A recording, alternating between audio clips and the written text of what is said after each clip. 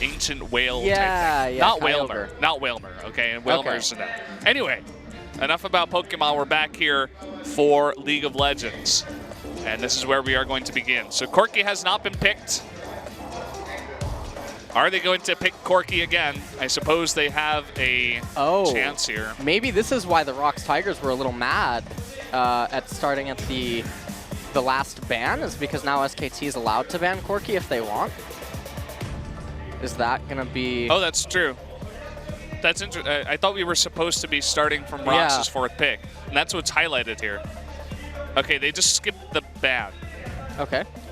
So the ban is just not counted. Okay. So I suppose that Cassiopeia can be picked.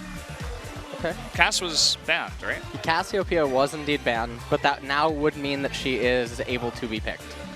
Which means that Faker could be playing Cass in this game. Yeah. It's another option to consider here. So the reason we have this delay is because just in the client, they're redoing all the picks once again. So they're going to be jumping into that shortly here, guys. But we are technically back into pick and ban. They're just forced to pick exactly and ban exactly as they did up until this point. Yep. So we're just waiting for them to get to that stage. And I wonder what's going through Koma's head right now, knowing that ROX does want to go for that Corki. That's extremely difficult to prepare for. You can do 100, 200 mock pick bans and not have this ever come up. And so it's very awkward to try to respond to that on the spot. You have to consider that throughout the entirety of that break, or rather the delay, SKT was given a ton of time to consider what they were going to be picking here. Yeah. So that, you know, unfortunate as it is, that does favor SKT in this sense. Something that you could do, regardless, is because the ROX Tigers team composition has a lot of magic damage, you can get the Maokai, but you could also put the Malzahar into mid lane and then just pick up Tahm Kench support, because the ROX team composition does have a lot of CC and single target. Unbench the Kench. I'd like to see it, especially against our support Ashe pick. Yeah. I mean, you know, if it's support Ashe, if it's support Syndra, I suppose Tahm Kench wouldn't be bad against either of those. We haven't seen too much Thresh being played. I like Thresh. It's one of those champions that can really put on a show, you know, with some of the 200 IQ, as Reddit likes to call it, plays that some of the Thresh players do make with their hooks. He's still good with the new cards of the Colossus. So there's always a possibility to see him, and we're just waiting for the pick and ban phase to recommence. Okay, so I think we're going to be jumping into it very shortly here. Oh, and the clock is back. Yeah, timer's up. Let's see what he picks. I would assume it's Corki still. I mean, it's... Yeah. You were going to pick Corki. Corki's very strong. Okay, they do go for Corki. Now, here's where it gets interesting. Do they pick Maokai once again for SKT? Well, SKT, now not having to ban that Cass, they might actually just go Maokai Cassiopeia here, now that they know that ROX is not interested in it. Let's see if they actually pick it. Or are they going to go for the Manor build, pick something else, avoid that Cass entirely? See what the final pick is here. Oh, they're okay. Yeah. Okay. No Manor here. No Manor for SKT. They're winners. They don't care about Manor. Well, I mean, they're very Manored, obviously, but, you know, all jokes aside, going for the pick that they were allowed to. And Fiora being hovered here for ROX Tigers. Is it going to be the pick? Yes, it will be. So we got Fiora up in top, no doubt. And maybe it is, as well, you know, it's either Syndra support or Ashe support. We'll get a second, in just a second rather, we will be seeing what exactly it is. I almost feel like this is guaranteed to be Syndra support. And the swaps have now just occurred, so it is indeed Syndra support. So we'll get to see that Syndra versus Malzahar support matchup. Going to be definitely a point of interest in this game. We also do get to see Corki mid once again. And Linderong on something that is not Poppy. And Poppy not being banned, but both Huni and Linderong not playing Poppy, the two players that love to play Poppy. Yep. And it's a little bit surprising to actually see that ROX didn't opt for a Poppy pick because they have so many fragile champions that do require peel. And what this is basically saying that is if the ROX Tigers team composition gets ahead, it's really, really difficult for SKTs to resist against the amount of poke that ROX has, but they also have a lot of pick inside of the Syndra Stun and the Elise Cocoon. And so this game is going to be decided by the mid game. Yeah. Definitely will be. So guys, we are finally ready to go into game number 1 of the night here between SKT and the ROX Tigers. Let's jump into it right now.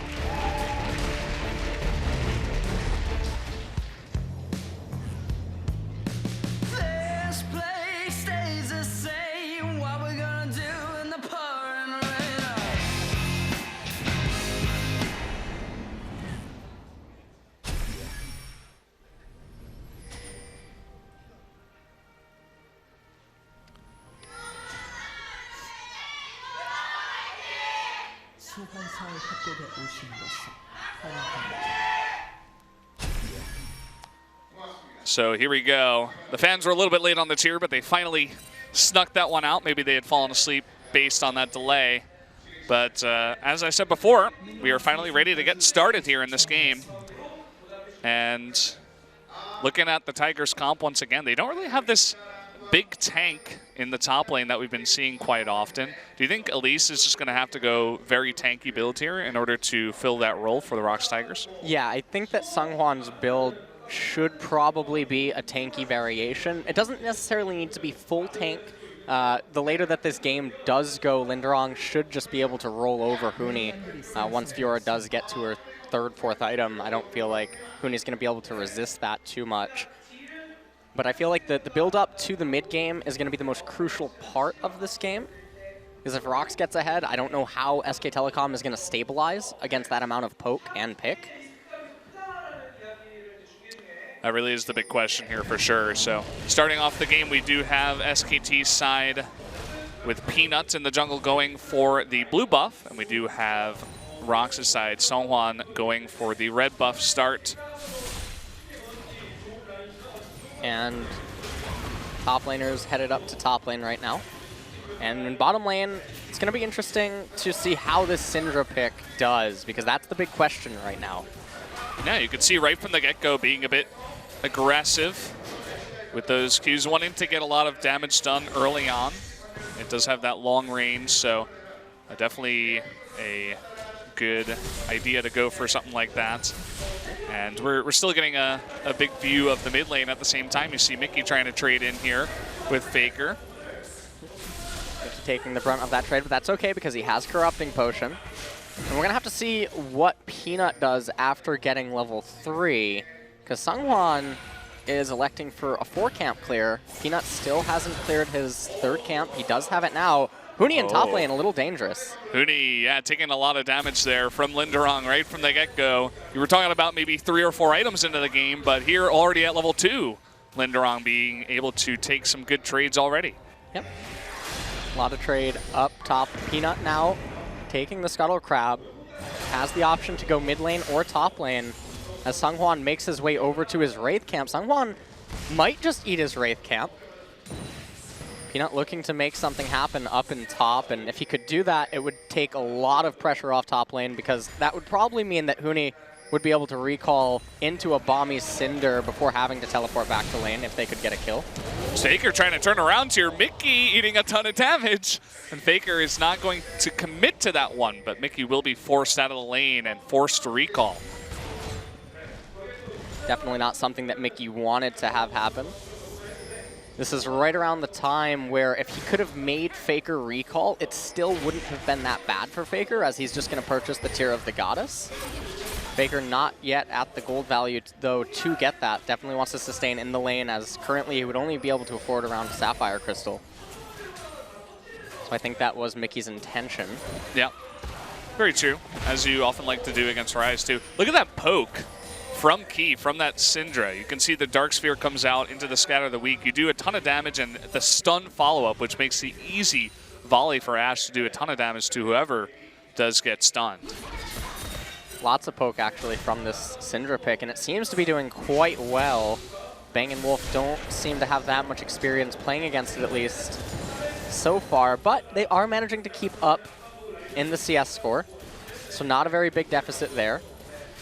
Meanwhile, though, in top lane, Huni is already down a little bit over a wave. It's not the end of the world, but Linderong still hasn't recalled yet. Maybe trying to just sustain into a Tiamat. Gonna miss there. Oh, actually, the Sphere does miss, and here comes Wolf onto Key. Tons, well, not tons, just a bit of damage going onto Key, just a small trade here. Here comes Sungwon into the jungle of SKT, and there were actually no wards to spot him at all, but just does put in a couple of very deep wards to see where Peanut is once he does enter that red side jungle.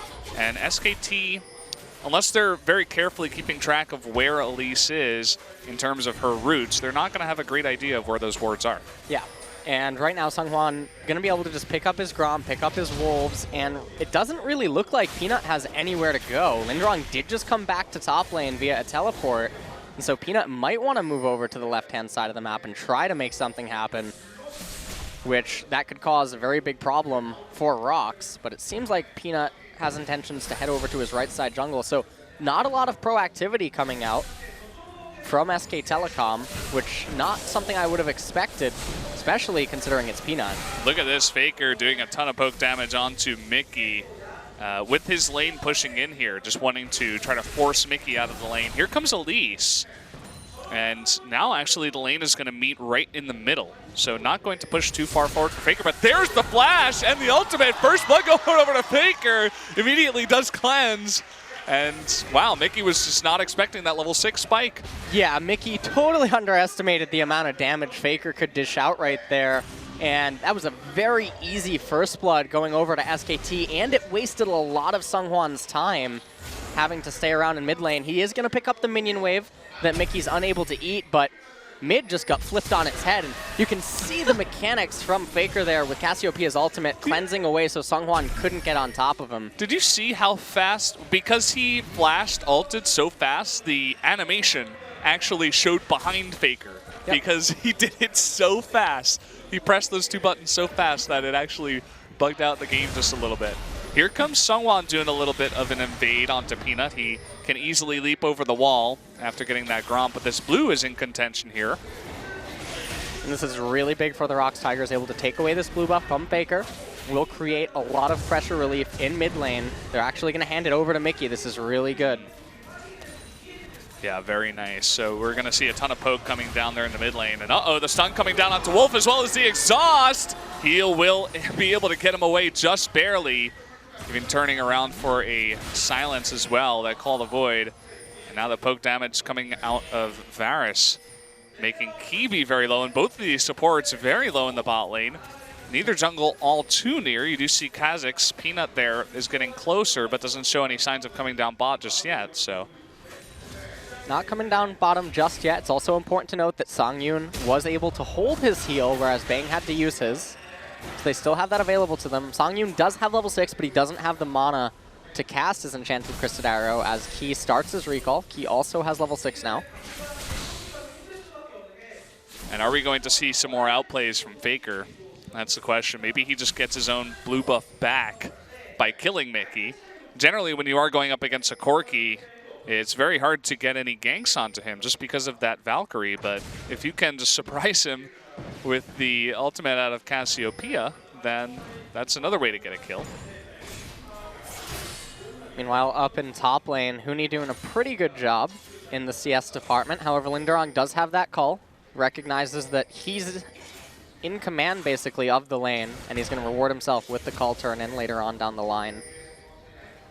So far, Elise going the supportive route actually opted into the green smite, whereas Peanut, you can see he went for the red smite.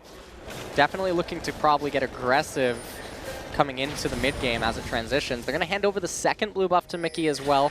So he's basically permanently had blue.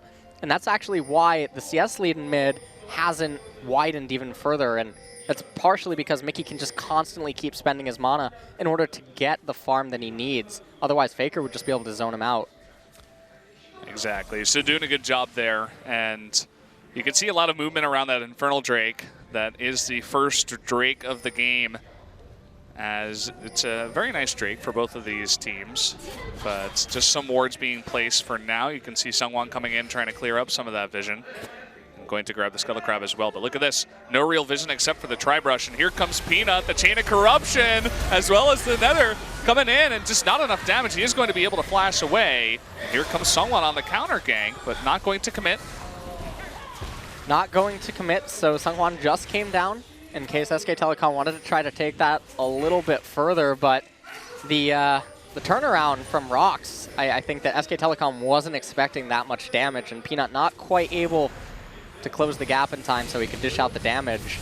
Meanwhile, in mid though, Faker trying to put Mickey under a lot of pressure in the event that ROX Tigers would try to start an Inferno Drake. That way Faker would be able to get down to the Dragon and zone Mickey off so that they could turn the tides. It's kind of cute spawning that Voiling in there, getting a bit of damage onto Elise. And just spotting it just to make sure that nothing's going on, as they do not have a ward around there. You can see on the mini-map there's about 4 wards there for ROX around the Drake, so they do have a lot of vision around there. And here comes Huni back up top with the teleport. He's now evened up that CS score, 86 to 84, but you do see there's a wave pushing into Linderong. At least it is decently even for now. Is even indeed, and I feel like as the early game transitions into the mid game, ROX haven't really gotten the lead that I feel like their team comp would need to go up against SK Telecoms in the mid game. So I feel like when we do have the first Inferno Drake fight, if it's going to be a team fight, it's probably going to end up going over to SK Telecom. Especially because generally they're better at getting into engagements that they know they can win. They generally don't overstep their boundaries. They're very smart with the way they engage. Here comes Faker once again. You can see that Mickey, every time he just gets poisoned, he just Valkyries away. He doesn't even, he knows he can't take the trade after being poisoned if Cassiopeia is close enough. So he's forced back, forced to farm at a distance. That's about it. Here comes Peanut down into the bot lane once again. Let's see if he can set up something. There is a control ward in this bot brush. If he can clear that one up, we could see Kha'Zix join in here for another bot lane gank. Not sure if Songyun's Hawkshaw actually spotted Peanut just there, but he did turn around and head back to his Golem camp. And meanwhile, we're having a very passive early game, but as I mentioned, this doesn't benefit the Tigers as much as it does SK Telecom. Sungwon needs to make something happen soon.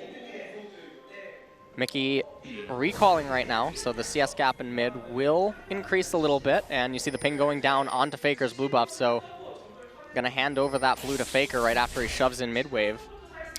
Here comes Linderong again, just spanks the Cuddle Crab and walks away, but is not going to go into that blue buff as he does not have Sungwon or Mickey anywhere near this time around. Look at that very aggressive control ward out of Key this time. Wants to begin pushing in.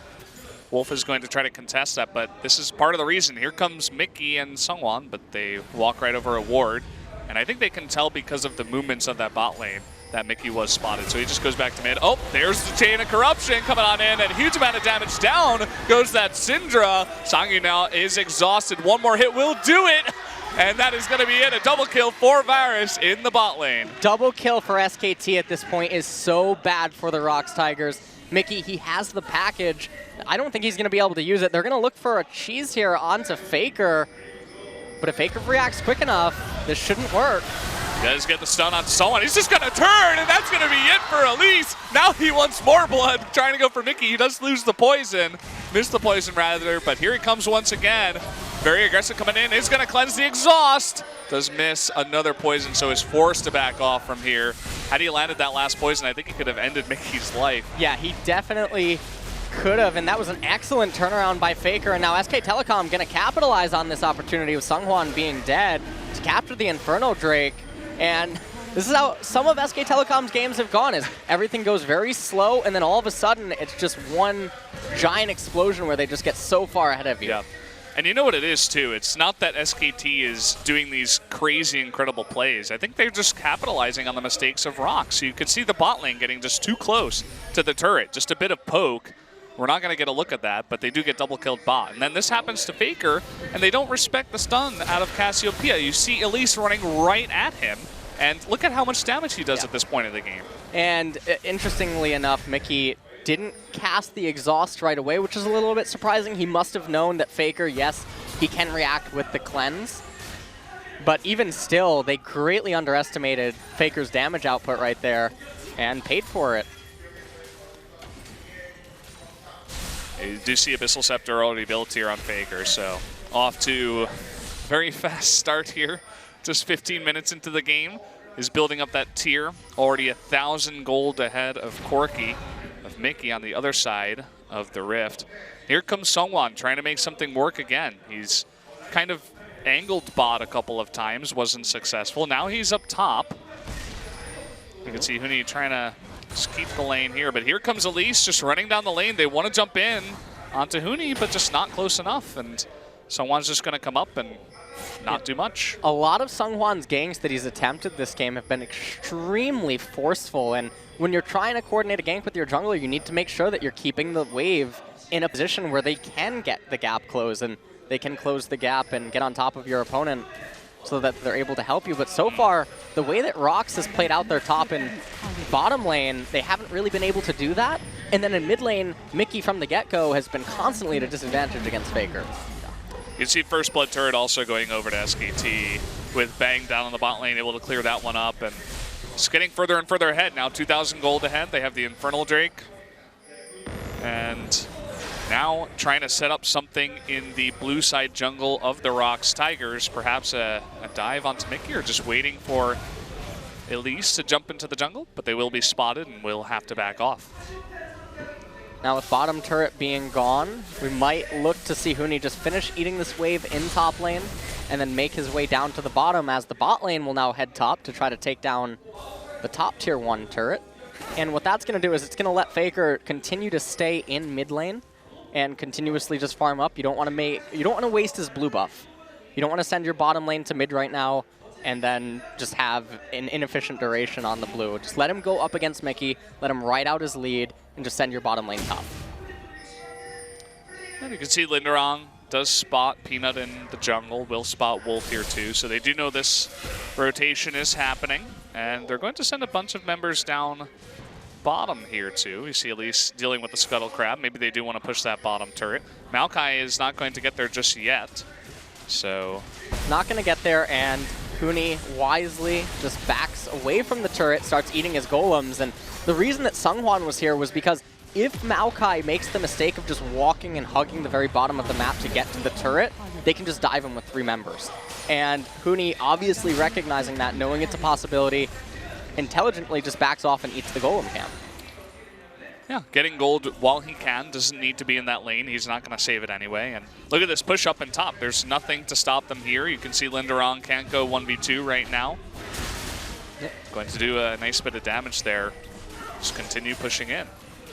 This is an excellent punish by SK Telecom for Sungwon being on the bottom half of the map, and this is why it was a little bit of a gamble for Sungwon to go down there, because if they don't capitalize on Huni's mispositioning, if he makes it, then what ends up happening is you have nothing else to get down there. There's no way that you can stay around to get the red buff away from Peanut. There's no dragon. There's no incentive to be on that part of the map, and so SK Telecom, they recognize that, and they said, hey, we're going to do a little bit of damage to your top tier 2 as well.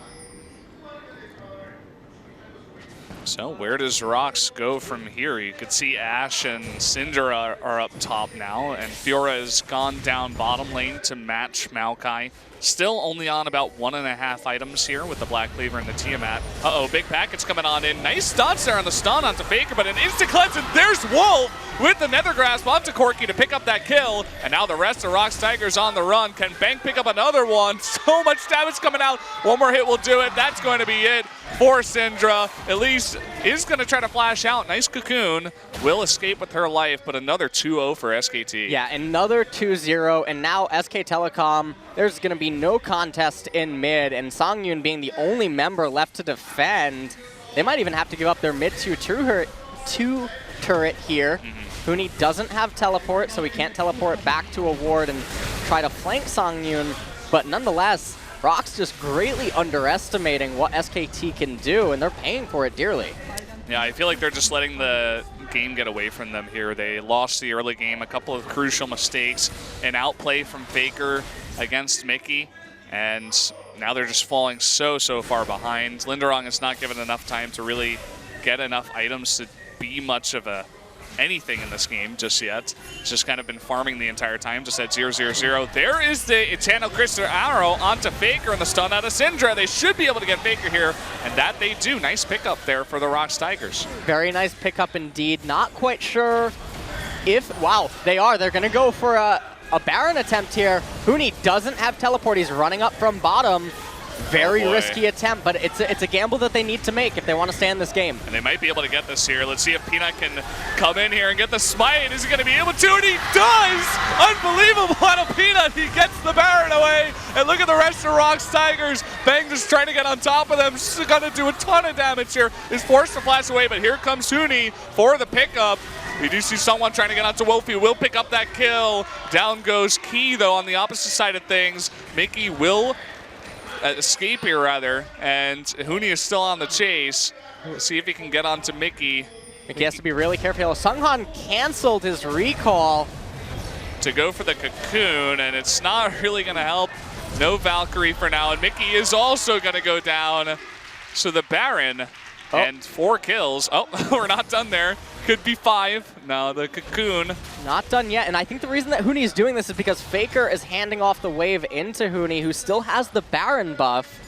So now the wave's not going to be as delayed as it comes up to top lane. Huni's going to be able to stay here. They don't need him for Infernal Drake. So take another look at this replay. So they killed Faker, and they tried to go for a gamble. If they can get this Baron, they might have a chance still in this game. But it's such a deficit right now, they have to do it. And when they did, Peanut able to get the steal, and that's basically the nail in the coffin, because now they have to concede Infernal Drake after this. You can see Huni arrives to the fight, and he's able to clean up the remaining members and keep the Baron buff.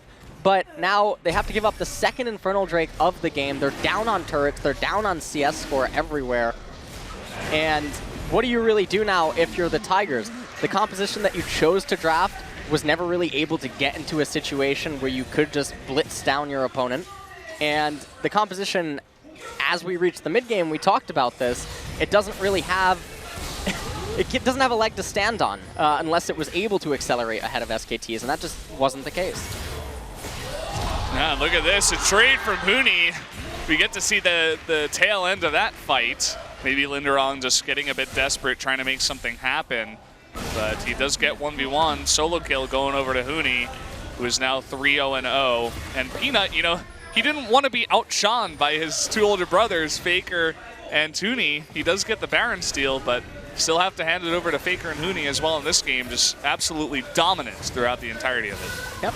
Now they're pushing on to the bottom turret. Not quite going to get it on this wave, but meanwhile in top lane, Huni escorting a wave into the top tier 2 turret, and there's going to be no answer for that from ROX. They might use Linderong's teleport to it so that it doesn't take as much damage, but even that I feel won't be too good of a decision. Looks like Telecom backs off though. Yeah, they're just going to back off, and Linderong is just going to walk on up there. We can take another look at this replay, and not quite sure what Linderong was thinking. Huni able to get that root with the twisting advance right into turret range. Linderong just going down, and that's a point where they couldn't afford to have Linderong go down. Yeah, it's, as I said before, it looked a little bit like desperation, where it's, when you're going up against Maokai underneath the turret, it's almost like he overestimated how tanky he was, which is not tanky at all on this Fiora. He cannot eat those tower shots. And even the Q out of Maokai does a bit of damage, so had to be so careful with that. Just a small mistake, but will get SKT even farther ahead as they secure now a 7,000 gold lead. And Huni is still pushing top with this Baron. To make matters worse for the Tigers, I really like how Bang already has that Quicksilver Sash, taking away the ability for Ki or Songyun to try to stun him, or even Seonghwan to hit him with Cocoon and then try to remove him from a fight, because he is crucial in SK Telecom being able to poke their way into ROX Tigers' base. Yeah, the amount of damage he does from behind as well is quite astonishing when you do look at it. He was almost able to clean up the entirety of ROX's team at that Baron by himself. And will be key in the coming fights. And here comes SKT looking to push down another turret. They do have 2 Inferno Drakes, by the way, so that's a nice little stack for them as well. Do pick up the second turret here in the top lane. It looks like they will back off from here. Linderong in bottom lane. He does have the teleport available. He can still shred turrets quite quickly. Huni gonna get to bottom, be able to meet the wave there. Linderong he's not yet at a point where he can just keep dancing underneath turrets against the Maokai and just eventually overpower him. They don't have that option available to them, and so it's still a waiting game for the Tigers. They need to just keep trying to scale up. Next dragon of the game is an Ocean Drake. Not really a big deal at this point in time, but should be the next one. You always talk about potentially delaying that Drake so that the next one is an Elder Drake, especially with Baron coming up in 2 minutes. So we'll see if SKT wants to make that work. Would be very interesting if SK Telecom recognizes the position and lead that they're in and do intentionally delay the capture of that Drake, just so they know, hey, we already have 2 Infernal Drakes. We don't need to try to RNG a third one or RNG a mountain. We can just wait to capture this, and then we're guaranteed the Elder, and then you have to respond to an Elder Drake push as well. You can see Linderong is hanging around this time. He's not near any turrets, so he should be okay for now.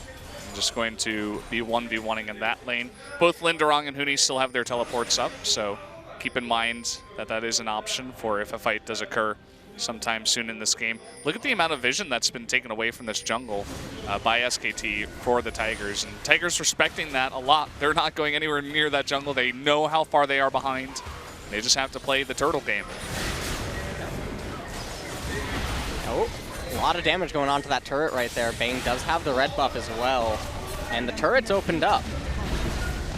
Yeah, even without any minions, just able to do that last bit of damage, and not the best wave clear out of the ROX Tigers either. Another missed stun there from Key, and it looks like this mid inhibitor is going to go down as the first inhibitor of the game. And Faker trying to do a bit of damage here to Mickey, but we'll just back off for now. And I really like how slow and steady that they're taking this. They know that Baron's coming up in 30 seconds. They're just stealing the last bits of Seonghwan's jungle.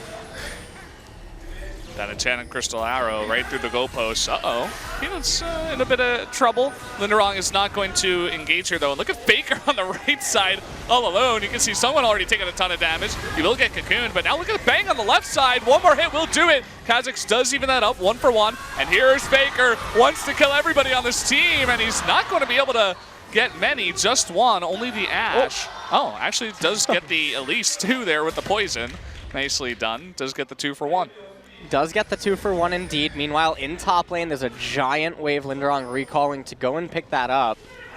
And SKT, I don't think they'll go for a 3-man. Oh, they will. It looks like they actually do just want to go for a 3-man Baron. A lot of the damage is going to be reliant on Peanut, but take a look at this replay. Peanut using his ultimate to get away from Linderong, hops over the wall. Meanwhile, Faker on the outskirts. They really wanted to end the game here, potentially, if ROX messed up. See Mickey Valkyrieing forward, able to get the kill onto Bang, but Peanut was right there to finish him up. And then Faker able to go into the backline of the Tigers, and then you can see the poison ticks and ends up getting Seonghwan. As he's dying, he does get that. Hold that thought. Here comes Key trying to get the steal onto Baron. Not going to happen. So SKT does pick up the second Baron of the game here, this time with no hopes of a steal. And, well, at 14-6 and already a 12,000 gold lead here for SKT. They will be looking to make their final pushes in just a few minutes. Yep, and Baron buff on all of the members. Took a little while to get the Baron. They didn't quite have the champions up that they ideally would have had to secure it, but they get it nonetheless. Now they're going to pick up this Ocean Drake, and does he wait? Well, next dragon of the game, Will be that Elder Drake, so we'll have that as an option. Here comes Linderong, trying to go for that trade here.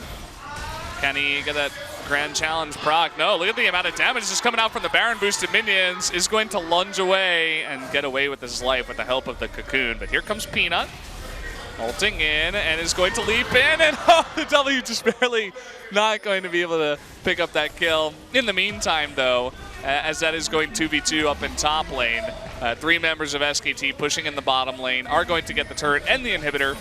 Now that's 2 turrets and 2 inhibitors in the space. Yep, 2 inhibitors down. The mid one will come up shortly, but still, ROX Tigers, they're not out of the woods yet. They have to still sustain against SK Telecom's top push. Bang still has a lot of mana available to him, so the poke is going to be quite difficult for ROX to find a way to live through. See what they try to do here. You can see even down to the last bush, SKT is giving no vision. Only these 2 wards. No, not even those 2 wards. Those are going to be denied too. Not really going to matter here though, as SKT is pushing in as 5 is going to take out that 3rd tower here. 3rd inhibitor tower. There does go the inhibitor. And ROX, just with their tail between their legs, kind of just waiting it out. They're not able to save any of these inhibitors. 3 inhibitors down, so now 7v5 is enabled. 2 super minions spawning from each lane. And with Baron to top it off, we might just see the end of the game here in a moment. Yeah, you can see the zoning from Faker. He's like, yeah, I dare you to come try to fight me right now. Me and the rest of my homies. Really just too strong at this time. And we'll just wait until the other waves do come in. And there's the super minion in the front. Bit more poke from Bang. And some poking going down onto these turrets. And Mickey trying to make something happen on the right side. Not going to be able to, just desperately fighting against these Baron minions. Going to take down the 2nd Nexus turret. Finally an arrow coming in. Huni says, what did you say? I'm going to kill you instead. Down goes Ash. Down goes Linderong. And down goes the ROX Tigers in game number 1 as SKT takes game number 1. And what a way to take game number 1. Everything was really going super slow and steady, and then all of a sudden it just got completely out of control. And Faker's almost solo kill super early on against Mickey, and then later on, the turnaround also onto Seonghwan and Mickey. Absolutely fantastic. Bang and Wolf able to get the 2v2 down in bottom lane, timing their spells correctly, timing everything just perfectly down there. And Seonghwan wasn't able to really make anything happen. You could see he was constantly just running around the map and he couldn't find an opening against SK Telecom. And Huni, always backing off at the correct points, made it really difficult for the ROX Tigers to find any crack in SKT's armor. Faker looking stoic as ever. Just another game here in LCK on that Cassiopeia. Really putting on another show for us tonight. Doing quite well. ROX, they're going to have to come out with another wonky strategy if they want to try to take out SKT here. Peanut could be the MVP, I suppose, with that Baron steal. If ROX is able to cheese that away, could have changed the way the game went. But guys, we are going to go to the analyst desk in just a few minutes, so stay tuned. We'll be right back.